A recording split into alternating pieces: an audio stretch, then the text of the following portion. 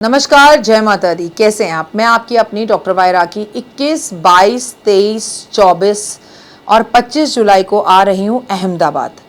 और अहमदाबाद के बाद मेरी आपकी मुलाकात होगी सूरत में। तो अगर आप मुझसे अहमदाबाद और सूरत में मुलाकात करना चाहते हैं तो मेरे दिए गए इन नंबरों पर तुरंत कांटेक्ट करें और अपने घर का वास्तु करवाएं, अपने घर की कुंडली दिखवाएं, अपने घर में मुझे बुलाएं।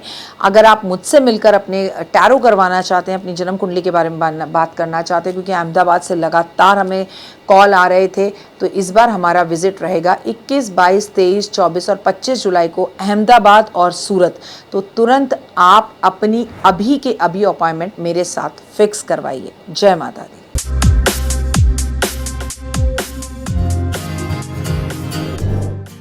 क्रोध से कभी क्रोध को काटा नहीं जा सकता।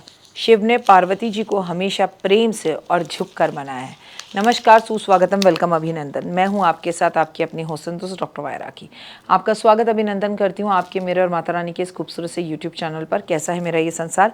दिन दुगनी रात चौगनी तरक्की करे, ओए होए, सुबह की राम राम। कार्यक्रम की शुरुआत हमेशा की तरह बिलीव इन कर्मा।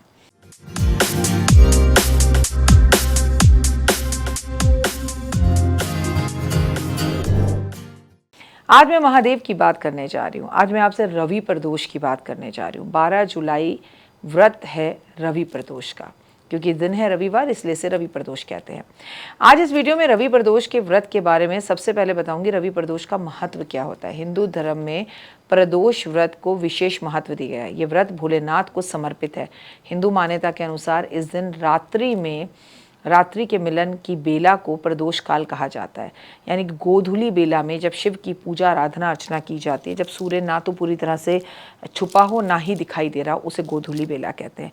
संध्या का समय, जिससे भगवान शिव आध्यात्मिक प्रसन्न होते हैं। साथ में मान्यता है कि प्रदोष व्रत रखने से व्यक्ति के जीवन में सुख समृद्धि प्राप्त होती है। साथ में विवाहित जीवन में सुधार आता है। अगर आपका विवाह नहीं हुआ तो विवाह हो जाता है। आरोग्यता की प्राप्ति होती है। यह व्रत रविवार के दिन पड़ जाए तो इसे रवि प्रदोष का व्रत कहा जाता है, और अगर ये मंगलवार के दिन पड़ जाए तो इसे मंगल प्रदोष कहा जाता है। तो इस बार रवि प्रदोष पर यह व्रत पड़ रहा है, तो ये आपके लिए बहुत ही खूबसूरत है। प्रदोष काल यानी सूर्यास्त के समय से 1.5 घंटे पहले और बाद तक मनाया जाता है। इस समय पर भगवान शिव की पूजा आराधना अर्चना की जाती है। रविवार के दिन पड़ने वाला प्रदोष व्रत सूर्य देव और भगवान शिव दोनों की कृपा प्राप्त करने का अवसर माना गया है। हमारी कहानियों के अनुसार, हमारी कथाओं के अनुसार इस काल में देवी देवता भगवान शिव की आराधना करते हैं। रवि प्रदोष का व्रत करने से स्वास्थ्य में लाभ होता है, यश, प्रतिष्ठा, दीर्घायु की प्राप्ति होती है। रवि प्रदोष का व्रत करने से कुंडली में ग्रहों के राजा सूर्य की स्थिति मजबूत होती है और जीवन में सुख शांति समृद्धि आती है। रवि प्रदोष का व्रत 5 चमत्कारी उपाय मैं आपको बताने जा रही हूँ। देखिए, रवि प्रदोष की पूजा के समय पर बेलपत्र, चंदन, ओम नमः शिवाय लिखकर आप 3 बेलपत्र महादेव पर अगर अर्पित करते हैं तो पूजा समाप्त होने के बाद बेलपत्र को धन के स्थान पर तिजोरी में लाल कपड़े में बांध कर रखते हैं तो आर्थिक स्थिति सही होती है। लेकिन अगले प्रदोष में दोबारा इस उपाय को अपनाइए और पुराने बेलपत्र निकालकर आप उसे किसी भी पेड़ के नीचे रख दीजिए। हाँ, कपड़ा आप वही इस्तेमाल कर सकते हैं।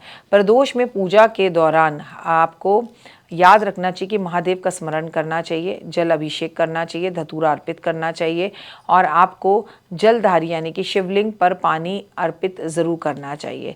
और दूध, दही, शहद, चीनी, घी अर्पित करें तो इससे बेहतर कुछ भी नहीं है। पंचामृत अर्पण करें। रवि प्रदोष की पूजा वाले दिन सुबह जल्दी उठें। सुबह सवेरे उठकर पहले भगवान का पूजन सुबह भी करें और फिर शाम को भी करें। रवि प्रदोष में प्रदोष की पूजा शाम को भी होती है, लेकिन इस दिन हमें सुबह भी करनी चाहिए। और इस दिन हमें सूर्य देव की भी पूजा करनी है, क्योंकि इस दिन संडे है। रवि प्रदोष की पूजा के बाद किसी भी जरूरतमंद व्यक्ति को जौ का दान करना चाहिए। ऐसा करने से धन धान्य में वृद्धि होती है।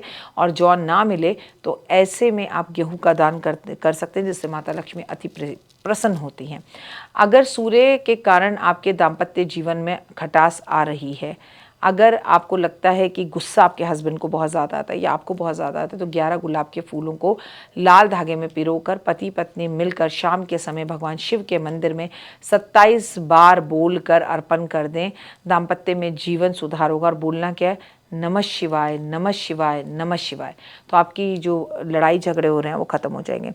जब किसी भी सूर्य से संबंधित कोई भी रोग हो, जैसे हृदय रोग हो, नेत्र रोग हो, हड्डियों की बीमारियां हो, तो सफ़ेद चंदन गंगा जल में मिलाकर उसका लेप आपको शाम के टाइम पर शंकर भगवान के मंदिर में अवश्य करना चाहिए।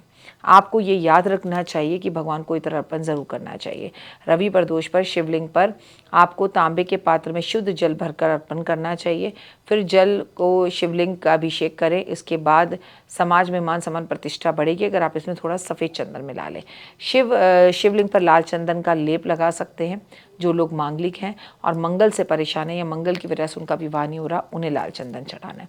जब भगवान शिव को कनेर के फूल बहुत ही ज़्यादा प्रिय हैं, तो रवि प्रदोष के दिन आपको लाल और पीले रंग के कनेर के फूल शिव जी पर चढ़ाने चाहिए।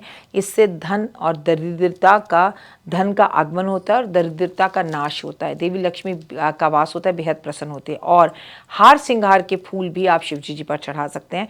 आपको गुलाब के फूल भी चढ़ा सकते हैं। आप कमल पुष्प माता लक्ष्मी को अर्पित कर सकते हैं। इस दिन 3 पत्तों वाला बिना कटा फटा बेल पत्र लेकर उस पर ओम लिखकर, उस पर राम लिखकर आप शिव जी पर अर्पित करते हैं तो शिव बेहद खुश होते हैं। इस दिन भगवान शिव को आपको बिना चावल वाली खीर का भोग लगाना चाहिए, जिससे जीवन खूबसूरत होता है। ये खीर बनाते वक्त इसमें कुछ हर हाल में सफ़ेद तिल मिला लेने चाहिए। याद रखिए कि खीर मखाने की बना लें या ड्राई फ्रूट की बना लें। घर में और घर के मंदिर को साफ़ सुथरा रखना अनिवार्य है। आपको बता दूं, साफ़ सुथरे कपड़े पहनने चाहिए। इस दिन आपको काले नीले कपड़े नहीं पहनने चाहिए। आपको अगर व्रत रखा है तो किसी और के घर का भोजन नहीं करना चाहिए और सारा दिन मन को शांत रखना चाहिए। गलतफहमियां नहीं लानी चाहिए, गुस्सा नहीं करना चाहिए। अपने गुरु या माता पिता का सम्मान करना चाहिए, उनके पैर छूकर आशीर्वाद लेना चाहिए। सारे व्रत विधान को अपने आप को भगवान, इस पूरा दिन भगवान को समर्पित रखें। जल का सेवन करते रहें और जिस दिन जल का वितरण भी बहुत करें। रवि प्रदोष 12 जुलाई को। आप सभी को इस प्रदोष की बहुत बहुत शुभकामनाएं। फिलहाल मुझे दीजिए इजाज़त। कमेंट्स में लिखिए हर हर महादेव, जय माता दी। तो देख ली वीडियो, कैसी लगी, पसंद आई?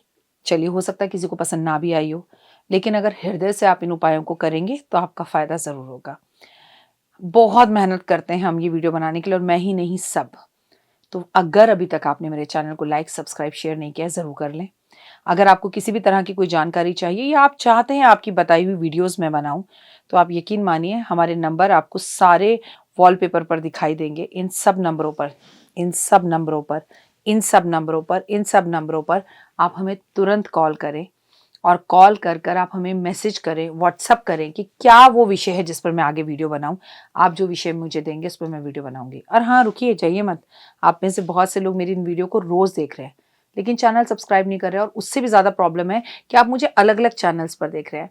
मेरा असली चैनल यही है, सिर्फ यही डॉक्टर वाई राखी एस्ट्रोलॉजर चैनल पर ही मुझे देखिए और कहीं नहीं।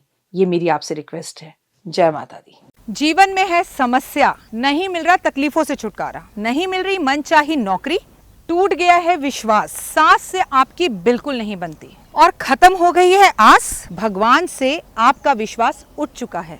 टैरो के 78 कार्ड खोलेंगे भविष्य का राज। सरकारी नौकरी से हैं आप कोसों दूर, कुंडली जगाएगी कुंडली जागरण, कुंडली बताएगी आपका भविष्य। ऊपर से ये जादुई हवाएं, ऊपरी हवाएं, जादू टोना तंत्र विद्याएं, पति पत्नी और वो, करना होगा खुद पर विश्वास। दीजिए मुझे भी एक मौका, अपनी कुंडली दिखाइए, टैरो कराइए, लेकिन अपनी जिंदगी को जल्द बदलवाइए। मैं हूं डॉक्टर वाई राखी।